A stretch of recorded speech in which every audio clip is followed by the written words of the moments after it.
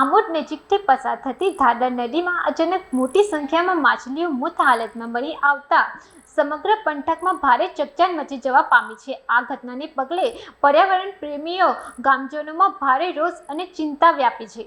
મળતી માહિતી મુજબ આજે વહેલી સવારથી આમોદ તાલુકાના દાદાપુર ગામ નજીક ધાદર નદીમાં હજારોની સંખ્યામાં મૃત માછલીઓ તણાઈ આવી જોવા મળી હતી। ઘટનાની જાણ થતાં સ્થાનિક લોકો મોટી સંખ્યામાં નદી કિનારે દોડી આવ્યા હતા। દાદાપુર ગામના સરપંચે ગંભીર આક્ષેપ કરતા જણાવ્યું હતું કે કોઈ ઔદ્યોગિક એકમ દ્વારા કેમિકલયુક્ત પ્રદૂષિત પાણી ધાદર નદીમાં છોડવામાં આવ્યું હોવાની આશંકા છે, જેના કારણે જળચર જીવ સૃષ્ટિનો મોટા પાયે વિનાશ થયો હોવાની પ્રાથમિક રીતે લાગી રહ્યું છે।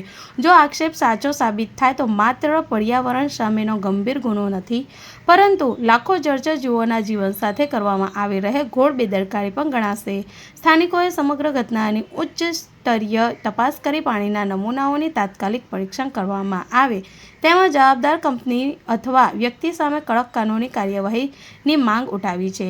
પર્યાવરણને ગંભીર નુકસાન પહોંચાડનાર તત્વો સામે કડક પગલાં નહીં ભરાય તો ભવિષ્યમાં આવી ઘટનાઓ વધુ ગંભીર સ્વરૂપ ધારણ કરી શકે તેવી પણ લોકોના આશંકા વ્યક્ત થઈ રહી છે।